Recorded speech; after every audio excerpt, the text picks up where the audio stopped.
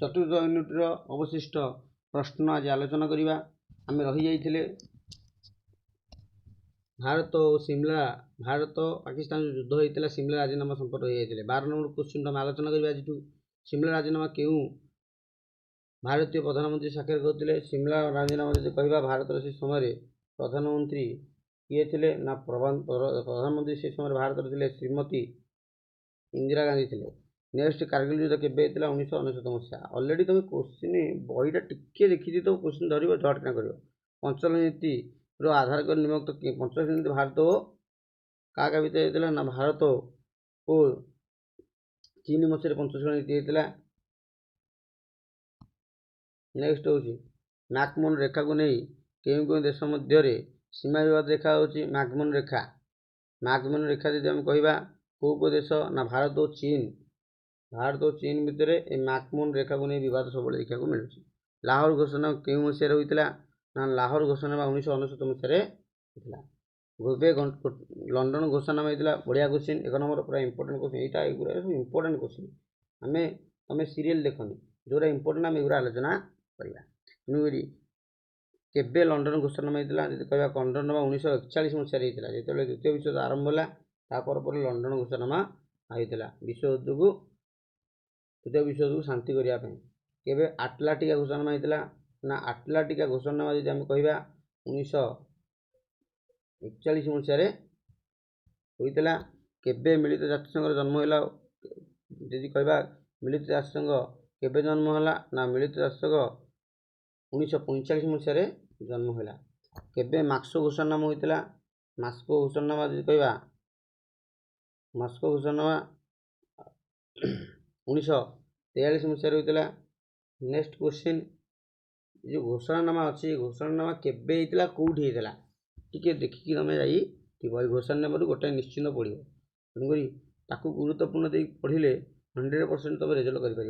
केबे डंगरटन ओक्स सम्मिलनी व आलोचना होता ओक्स सम्मिलनी होता केबे ना 1944 मसीह ओक्स सम्मिलनी होता।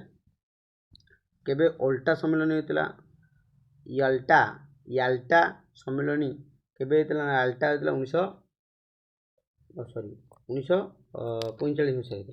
निम्नलिखित मध्य किए भारत जातिसंघ मिलित स्वाक्षर करते मिलित किए ना आर्कट रामस्वामी मुदालियर।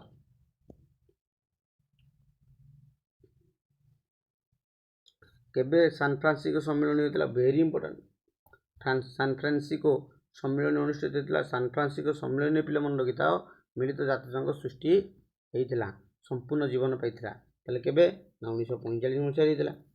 2015 मसीहा सुधा पृथ्वीर निम्नलिखित केतोटी देश मिलित जातिसंघ सदस्य होते 2015 सुधा आम कह मिलित जातिसंघर सदस्य संख्या 193 जन होते।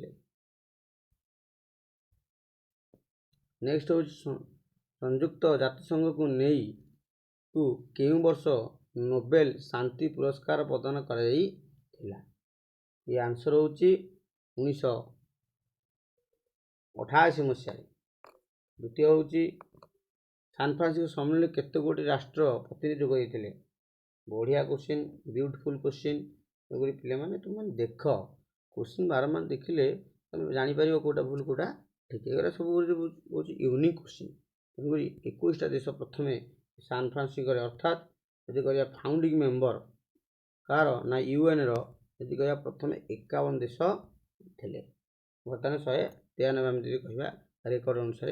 नेक्स्ट नेक्स्ट क्वेश्चन कौन ना निम्नलिखित क्यों तारीख में मिलित जातिसंघ दिवस रूपे प्रतिवर्ष सारा विश्व में पालन कर वेरी इंपोर्टेंट क्वेश्चन यदि कह मिलित जातिसंघ दिवस केबे विश्व मिलित जातिसंघ दिवस केबे ना अक्टोबर 24 तारीख कारण अक्टोबर 24 तारीख कार्यकारी होता है विश्व मिलित जातिसंघ कहला। संयुक्त राष्ट्रसंघर मुख्य कार्यालय क्यों अवस्थित ना यदि आम कह आंसर हूँ न्यूयॉर्क सिटी युक्तराष्ट्र अमेरिका। नेक्स्ट हूँ कौन निरापद परिषद केते कोटी स्थायी सदस्य यहाँ बारंबार आम आलोचना करें निरापद परिषद स्थायी सदस्य संख्या हूँ 5 अस्थायी हूँ 10। नेक्स्ट हूँ कौन ना निरापद परिषद केते कोटी अस्थायी 10 आलोचना कर निरापद परिषदर अस्थायी सदस्य केते वर्ष पई साधारण सभा द्वारा निर्वाचित होइतांती ना बढ़िया क्वेश्चन ब्यूटीफुल क्वेश्चन तेणुकरी 2 वर्ष पई अस्थायी सदस्य मान निर्वाचित होइतांती प्रत्येक 2 वर्ष रे अस्थायी सदस्य मान निर्वाचित होई जाइतांती मिलिटारी जातिसंघ साधारण सभा मिलिटारी जातिसंघ अछि। आंतर्जातिक न्यायालय रे केते जन विचारपति रहिसंती आंचलिक आंतर्जातिक न्यायालय रे यदि आम आलोचना करिबा ताले 15 जन अछंती विचारपति। आंतर्जातिक न्यायालय विचारपति मानकर कार्यकाल केते वर्ष ना कार्यकाल वर्ष होउची 9 वर्ष से कार्यकाल जो विचारपति मान थांती जो आंतर्जातिक न्यायालय बा इंटरनेशनल कोर्ट ऑफ जस्टिस बा वर्ल्ड कोर्ट भी कहा जाए तार विचारपति 9 वर्ष पई कार्यकाल करती 15 जन थांती विचारपति। आंतर्जातिक न्यायालय मुख्य कार्यालय केउंठे अवस्थित जति आंतर्जातिक न्यायालय मुख्य कार्यालय दी हेग ठारे अवस्थित। नेक्स्ट हूँ 36 नंबर क्वेश्चन जातिसंघ महासचिव केते वर्ष पर नियुक्त होती जातिसंघ महासचिव 5 वर्ष पर नियुक्त होता। 38 नंबर विश्व बैंक मुख्य कार्यालय क्यों बढ़िया क्वेश्चन ब्यूटीफुल क्वेश्चन बारंबार पड़े विश्व बैंक वाशिंगटन डीसी अवस्थित तार मुख्य कार्यालय संयुक्त राष्ट्रसंघर सनंद सर्वमोट केतोटी धारा अच्छी सर्वमोट केतोटी धारा अच्छी ना जातिसंघर मोट धारा हूँ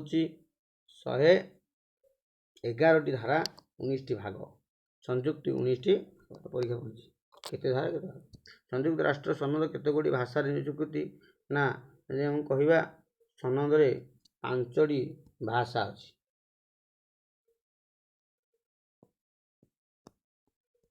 नेक्स्ट क्वेश्चन निम्नोक्त मध्य केते दिन संयुक्त राष्ट्र प्रथम अधिवेशन प्रस्तावित 41 क्वेश्चन आंसर हूँ 1936 मसीहा 1946 मसीहा जनवरी 10 तारिख।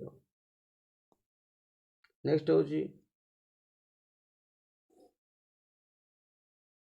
पे लागिक रुह आज आम चतुर्थ यूनिट्र 100टा क्वेश्चन आलोचना करवा 100टा क्वेश्चन आम आलोचना कले निश्चित भाव में जो वर्ड पकौ जमी पकौ आम जानी थबा आंसर तेणुक लागिक रुह भिडियो बड़ हो पारे किंतु आम गुरुत्वपूर्ण तेणुक आम आपको छाड़ा ना।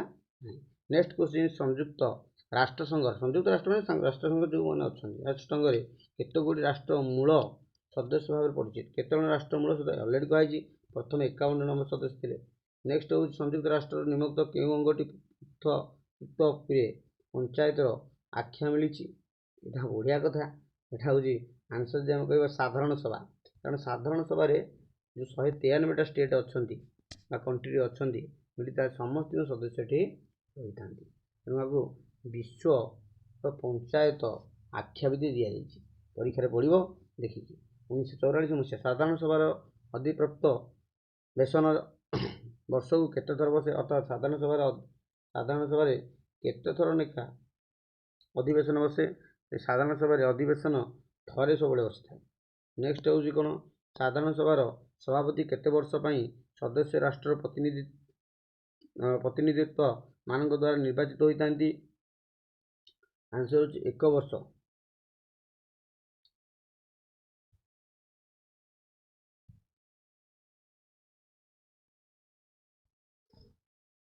न्यास परिषद कार्य को किए तदारख करता न्यास परिषद कार्य को जब कह तदारख साधारण सभा करता है न्यास परिषद को तदारख। न्यास परिषद बैठक प्रति वर्ष केते थर बसे न्यास परिषद बैठक प्रति वर्ष 2 थर लेखा बसी था। सदन धारा 23 अनुसार 1966 जनवरी 1 तारिख ठारू निरापद परिषद सर्वमोट केतोटी राष्ट्र सदस्य रही पारिबे ना 15 गोटी राष्ट्र सदस्य रही पारिबे 10 अस्थायी 5 स्थायी। कहार सुपारिश क्रमे साधारण सभा द्वारा आंतर्जातिक न्यायालय विचारपति माने भले क्वेश्चन देख शुणु कहार सुपारिश क्रमे साधारण सभा द्वारा आंतर्जातिक न्यायालय विचारपति माने निर्वाचित होता साधारण सभा जो अच्छा आंतर्जातिक न्यायालय विचारपति मान द्वारा क्या द्वारा से निर्वाचित होती माने निरापद परिषद द्वारा निर्वाचित होता कहार अनुमोदन क्रमे साधारण सभा द्वारा सचिवालय महासचिव नियुक्त होता 2टा कटा विचारपति आ गोटे हूँ साधारण सभार महासचिव बा सेक्रेटरी कहार अनुमोदन क्रमे निर्वाचित होता यदि कहवा यही निरापद परिषद आंसर होती निरापद परिषद सदस्य मैंने साधारण सभार सेक्रेटरी को निर्वाचित करती एवं ये आम कहवा से निरापद न्यायालय आंतर्जातिक न्यायालय विचारपति मान को निर्वाचित करती। बर्तमान 50टा क्वेश्चन आम आलोचना कले तेणुक ये गुरुत्वपूर्ण क्वेश्चन को न धोले आम जानीपारानी। निम्नोक्त मध्य केउटी भारतर प्रतिष्ठित दिवस भारतीय प्रतिष्ठाता सदस्य नुहे अर्थात केउंटे भारत प्रतिष्ठित सदस्य नुहे आम जानीचे यार आंसर होची ना भारत यूरोपीय संघ नहीं एतिर प्रतिष्ठित फाउंडेशन एतिर अच्छी एतिर अच्छी एगुटारे यूरोपीय संघ नहीं। नेक्स्ट क्वेश्चन एमान मध्य किए गोष्ठी निरपेक्ष आंदोलन प्रतिष्ठा सदस्य नुहति यदि कहवा किए नुहति गोष्ठी निरपेक्ष गुरुत्व दे नथिले ना विलियम ऑस्टिन चर्चिल दे नथिला बाकी एमान सब देइथिले। नेक्स्ट होची कि एमान मध्य एगुडी मध्य केउंडी पंचशीलर एरा पिले क्वेश्चनटा देखिबो ठीक ये क्वेश्चन एमती पकईदेव जो तुम पढ़ुव बुझुव कि लिखिपर ना ये क्वेश्चन को गुरुत्वपूर्ण सहित पढ़ले आम जापर प्रकृत आंसर कौन अच्छे और तार अर्थ भी कौन तेणु ये आंसर हूँ सुविधावादी मेंट एगुड़ी मध्य केउटी नूतन समाज रूपे परिचित यदि कहवा अर्थनैतिक सामाजिकवाद बर्तमान समस्त इनकम करने बाहर देश कंपानी गुड़ा गठन होती। भारत केबे मिलित राष्ट्रसंघर सदस्य है फाउंडिंग मेंबर यदि 1945 सृष्टि है भारत 45 रहा। नेक्स्ट हूँ कौन भारतर क्यों मसीह भारतीय जातीय कांग्रेस हरिपुर अधिवेशन में भारतर वैदेशिक नीति संक्रांत प्रस्ताव गृहीत होता यदि कहवा हरि सिंह 1938 मसीह गृहीत होता। नेक्स्ट हूँ कौन 1961 मसीह गोष्ठी निरपेक्षता आंदोलन प्रथम सम्मिलन केउंठे अनुष्ठित होता गोष्ठी निरपेक्ष आंदोलन प्रथम सम्मिलन केउंठे होता 1961 मसीह अनेक मन रखा केबे होता केउंठे होता 1961 मसीह होता बेलग्रेड ठारे होता। नेक्स्ट हूँ भारतर केउ न्यायमूर्ति आंतर्जातिक न्यायालय सभापति थिले एमान मध्य होउछन्ति नगेंद्र सिंह। नेक्स्ट हूँ श्री आर सेन केउ आंतर्जातिक संस्थार सभापति थिले यार आंसर हूँ खाद्य और संस्कृति संगठन यहाँ बेले बेले पड़ेनि बेले बेले कि खसिकी पकई दे थाए तेणुक टे देखिकी जाइए ना असुविधार पड़ो। सार्कर मुख्य कार्यालय क्योंटे अवस्थित ना सार्कर मुख्य कार्यालय हूँ काठमांडू नेपालस्थ काठमांडू।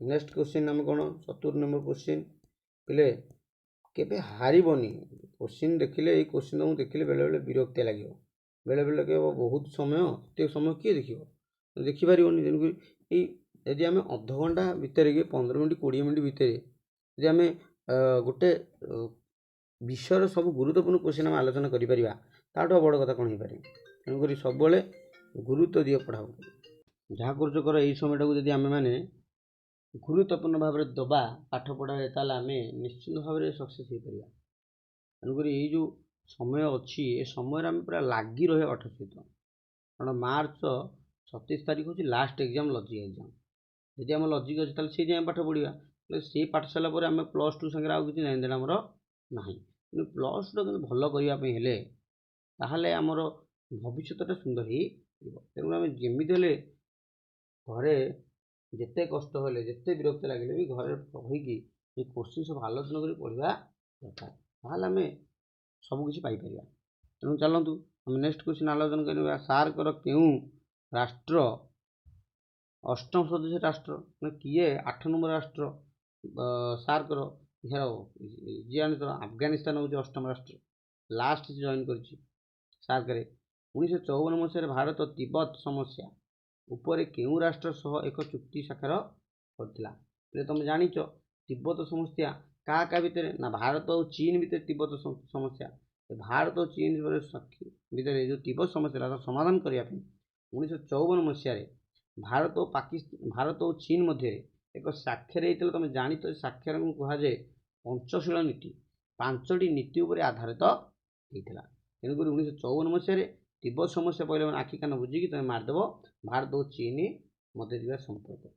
ଜାମ୍ମୁ ଓ କାଶ୍ମୀର ମୁକ୍ତି ସଂଗଠନ କେଉଁ ମସିହାରେ ସଂଗଠିତ ହୋଇଥିଲା ବା ଗଠିତ ହୋଇଥିଲା? କିଏ ନା ମୁକ୍ତି ସଂଗଠନ କେଉଁଠି ନା ଜାମ୍ମୁ ଓ କାଶ୍ମୀରରେ।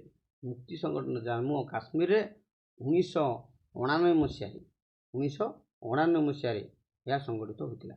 ନେକ୍ସଟ ହେଉଛି ଭାରତ ଓ ଚୀନ ମଧ୍ୟରେ କେଉଁ ମସିହାରେ ଶାନ୍ତି ଓ ସ୍ଥିରତା ଚୁକ୍ତି ସ୍ୱାକ୍ଷରିତ ହୋଇଥିଲା? ଶାନ୍ତି ଓ ସ୍ଥିରତା ଯଦି କହିବା ଚୁକ୍ତି ସ୍ୱାକ୍ଷର ହୋଇଥିଲା ଭାରତ ଓ ଚୀନ ମଧ୍ୟରେ 1995 ମସିହାରେ ହେଇଥିଲା।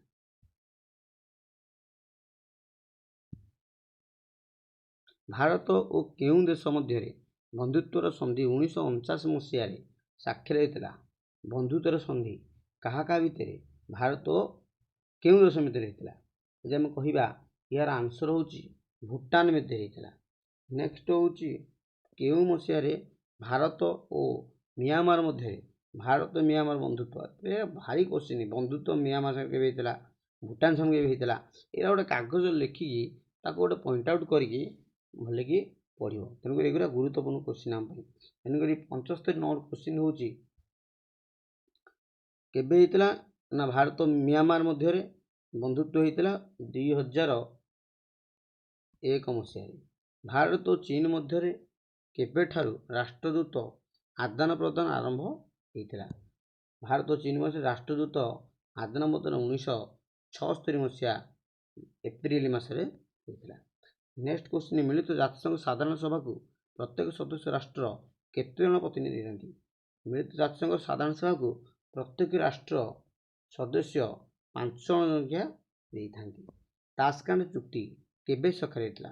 ତାସକାଣ୍ଡ ରାଜିନାମା ବୋଲି ପ୍ରଥମ ହେଇଥିଲା 1972 ମସିହାରେ ହେଇଥିଲା। ତାପରେ ସିମଲା ରାଜିନାମା ହେଲା ଭାରତ ପାକିସ୍ତାନ ସମ୍ପର୍କରେ। ନିମ୍ନଲିଖିତ ମଧ୍ୟରୁ ଦେଶଗୁଡ଼ିକ ମଧ୍ୟରୁ କେଉଁ ସଂସଦ ଭବନ ଭାରତ ଦ୍ୱାରା ନିର୍ମିତ କରାଯାଇଥିଲା? ଯଦି ଆନ୍ସର ହେଉଛି ଆଫଗାନିସ୍ତାନ। 1971 ମସିହାରେ ଭାରତ ସହ 20 ବର୍ଷର ଶାନ୍ତି ଏବଂ ବନ୍ଧୁତା ଚୁକ୍ତି ସ୍ୱାକ୍ଷର କଲା। କିଏ କରିଥିଲା 1971 ମସିହାରେ? ନା 1971 ମସିହାରେ ଯଦି ଆମେ ଆଲୋଚନା କରିବା ତାହେଲେ ସୋଭିଏତ ସଂଘ। ନେକ୍ସଟ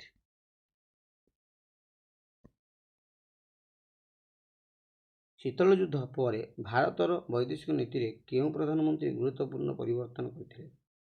ନା ଶୀତଳ ଯୁଦ୍ଧ ପରେ ଭାରତର କେଉଁ ପ୍ରଧାନମନ୍ତ୍ରୀ? ନା ବିପି ନରସିଂହ ରାଓ ପରିବର୍ତ୍ତନ କରିଥିଲେ। ଭାରତର ବୈଦେଶିକ ନୀତିରେ ପଡ଼ୋଶୀ ପ୍ରଥମ ନୀତି କାହା ଦ୍ୱାରା ଆରମ୍ଭ ହୋଇଥିଲା? ନା ପଡ଼ୋଶୀ ନୀତି ପ୍ରଥମେ ହେଲେ ଆମେ ଯଦି କହିବା ବର୍ତ୍ତମାନ ପ୍ରଧାନମନ୍ତ୍ରୀ ଶ୍ରୀଯୁକ୍ତ ନରେନ୍ଦ୍ର ମୋଦି। କେଉଁ ପଡ଼ୋଶୀ ଦେଶ ସହିତ କେଉଁ ଗଙ୍ଗା ପ୍ରକଳ୍ପକୁ ଭାରତର ବିବାଦ ହୋଇଥିଲା? ଗଙ୍ଗା ନଦୀ ପ୍ରକଳ୍ପ କାହା ହେଇଥିଲା? ନା ବିବାଦ ହେଇଥିଲା ପାକିସ୍ତାନ ସହିତ। ଭାରତ ଏବଂ ଚୀନ ମଧ୍ୟରେ ସହମତି ଥିବା ପ୍ରସଙ୍ଗ ଗୁଡ଼ିକ ଚିହ୍ନଟ କର। କେଉଁ ପ୍ରସଙ୍ଗ ଅଛି? ତେଣୁକରି ଆମେ ଯଦି ଚିହ୍ନଟ କରିବା ଭାରତ ଓ ଚୀନ ମଧ୍ୟରେ ଯେଉଁ ପ୍ରସଙ୍ଗ ଅଛି ଇଏ ହେଉଛି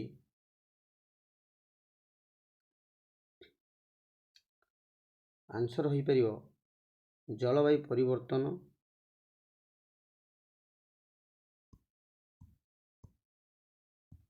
ଏମିତିଆ କୋଶ୍ଚିନ୍ ପିଲେ ପ୍ରାୟ ପଢ଼େନି। ତେଣୁକରି ଏଇଟା এই କୋଶ୍ଚିନ୍ଟା ଯେଉଁଗୁଡ଼ା କହୁଛି ଏଇଟା ଗୁରୁତ୍ୱ ଦିଅ।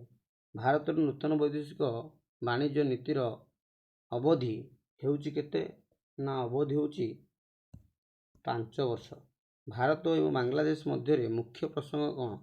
ଭାରତ ଓ ବାଂଲାଦେଶର ଯଦି ଆମେ କହିବା ମୁଖ୍ୟ ପ୍ରସଙ୍ଗ ହେଉଛି ଜଳ ବିବାଦ। ନେକ୍ସଟ ହେଉଛି 87 କୋଶ୍ଚିନ୍ ଅଗ୍ରଗାମୀ ନୀତି ପ୍ରଧାନମନ୍ତ୍ରୀଙ୍କ ବୈଦେଶିକ ନୀତି ଥିଲା। କାହାର ଥିଲା? ଅଗ୍ରଗାମୀ ନୀତି ଯଦି ଆମେ କହିବା ଇଏ ହେଉଛି ପଣ୍ଡିତ ଜବାହରଲାଲ ନେହେରୁ।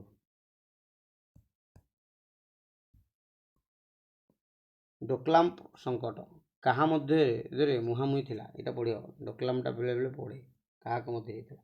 ଡୋକଲାମ ହେଉଛି ଭାରତ ଓ ଚୀନ ମଧ୍ୟରେ। ଭାରତ ଚୀନ ମଧ୍ୟରେ ତିବ୍ଦତ ସମସ୍ୟା, ଡୋକଲାମ ସମସ୍ୟା, ମ୍ୟାକମୋହନ ରେଖା, ତେଣୁକରି ଏଗୁଡ଼ା ଦେଖିବ। ସ୍ୱାଧୀନ ଭାରତରେ ବୈଦେଶିକ ନୀତି କ'ଣ? ନା ସ୍ୱାଧୀନ ଭାରତରେ ବୈଦେଶିକ ନୀତି ହେଉଛି ନୀତିକୁ ପ୍ରୋତ୍ସାହନ କରି ଏକ ଶାନ୍ତି ଜଗତର ସ୍ୱପ୍ନକୁ ଦୃଢ଼ ଭାବରେ ଅନୁସରଣ କରିବା, ଅର୍ଥାৎ ଶାନ୍ତି ପ୍ରତିଷ୍ଠା କରିବା। ଭାରତର ହେଉଛି ପ୍ରଥମ ଲୋକ ବିଶ୍ୱ ଶାନ୍ତି, ବିଶ୍ୱରେ କେମିତି ଅରାଜକତା ସୃଷ୍ଟି ପ୍ରତ୍ୟେକଟି ଲୋକ ପରସ୍ପର ସହଯୋଗ ଓ ଶାନ୍ତିପୂର୍ଣ୍ଣ ସହାବସ୍ଥାନ ସ୍ଥାପନ କରିପାରିବେ।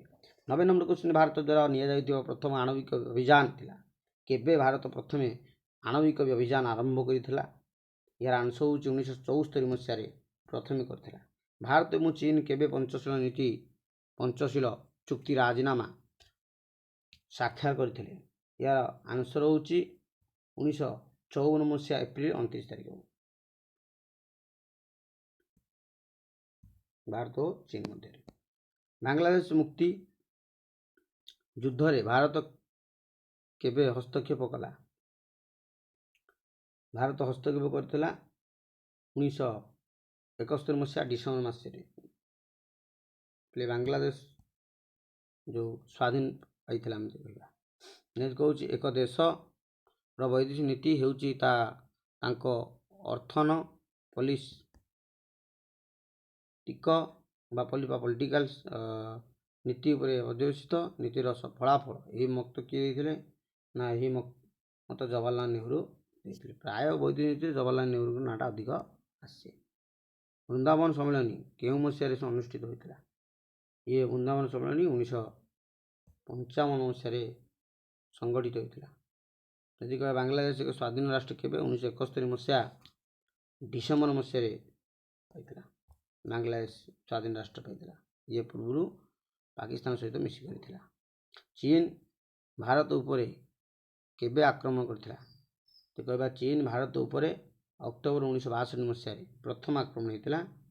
ଅକ୍ଟୋବର 1962 ମସିହା। ନେହେରୁଙ୍କ ମତ ପରେ ଚୀନ ଗସ୍ତରେ ଆସିଥିବା ପ୍ରଥମ ପ୍ରଧାନମନ୍ତ୍ରୀ?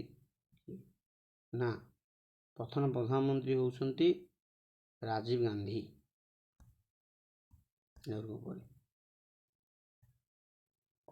98 ନମ୍ବର କ୍ୱେଶ୍ଚିନ୍, ଭାରତ ସମ୍ବିଧାନ ଧାରା 51ରେ ଡ୍ୟାସ୍ ସମ୍ପର୍କିତ ବ୍ୟବସ୍ଥା ଅଛି? ଅଲରେଡ଼ି ଆମେ ଆଲୋଚନା କରୁଛେ। ଇଏ କାହା ଭିତରେ? ନା ଆନ୍ତର୍ଜାତିକ ଶାନ୍ତି ଓ ନିରାପଦ ସୁରକ୍ଷା ସମ୍ପର୍କରେ। ନେକ୍ସଟ କ୍ୱେଶ୍ଚିନ୍, ବର୍ତ୍ତମାନ 98 କ୍ୱେଶ୍ଚିନ୍। ଆମେ କହିଥିଲି 100ଟା କ୍ୱେଶ୍ଚିନ୍ ଆଲୋଚନା କରିବା। ନାମରେ ପ୍ରଥମ ଶିଖର ସମ୍ମିଳନୀ କେଉଁଠାରେ? ନାମ ମାନେ ଗୋଷ୍ଠୀ ନିରପେକ୍ଷ। ପ୍ରଥମେ ଆମେ କହିଲେ ବେଲଗ୍ରେଡ୍ କରିଥିଲେ। ଆନ୍ତର୍ଜାତିକ ଶାନ୍ତି ଏବଂ ନିରାପଦ ପରିଷଦ ପ୍ରୋତ୍ସାହନ ଉପରେ ରାଷ୍ଟ୍ର ନିୟାମକ ଭାରତ ସମ୍ବିଧାନ କେଉଁ ଭାଗରେ ଉଲ୍ଲେଖ କରାଯାଇଥିଲା? ଏହା ଯଦି ଆମେ କହିବା 100 ନମ୍ବର କ୍ୱେଶ୍ଚିନ୍ 51, ଅର୍ଥାତ୍ ଭାରତୀୟ ବୈଦେଶିକ ନୀତି ଯୋଉଟା କହୁଛେ 51ରେ। ପିଲା ଆଜି ଆମେ 100ଟା କ୍ୱେଶ୍ଚିନ୍ ଆଲୋଚନା କରେ, ତେଣୁ 100ଟା କ୍ୱେଶ୍ଚିନ୍ ଆମ ପାଇଁ ଗୁରୁତ୍ୱପୂର୍ଣ୍ଣ। ଆମେ ସ୍କିପ୍ କରିବାନି। ପ୍ରତ୍ୟେକଟି କ୍ୱେଶ୍ଚିନ୍ର ଆଲୋଚନାକୁ ଆମେ ଗୁରୁତ୍ୱ ଭାବରେ ଗ୍ରହଣ କରିବା ଏବଂ ପ୍ରତ୍ୟେକର କ୍ୱେଶ୍ଚିନ୍କୁ ଆମେ କେମିତି ସମାଧାନ କରିପାରିବା ଆଲୋଚନା କରିବା। ଏହା ସହିତ এই 100ଟା କ୍ୱେଶ୍ଚିନ୍ରୁ ତୁମର କେତୋଟି କ୍ୱେଶ୍ଚିନ୍ ଠିକ୍ ହେଲା ତୁମେ କମେଣ୍ଟ ମାଧ୍ୟମରେ ଜଣାଇ ପାରିବ ଏବଂ ତୁମର କେଉଁ ବିଷୟରେ ସମସ୍ୟା ଅଛି সেই ବିଷୟ ଗୁଡ଼ିକ ମଧ୍ୟ ତୁମେ କମେଣ୍ଟ ବକ୍ସରେ ଲେଖିପାରିବ, ଯାହାଫଳରେ ଆମେ ଜାଣିପାରିବା ଏବଂ ସେହି ବିଷୟ ଗୁଡ଼ିକ ଆମେ ଗୋଟେ ଭିଡ଼ିଓ ମାଧ୍ୟମରେ ଆଲୋଚନା କରିପାରିବା।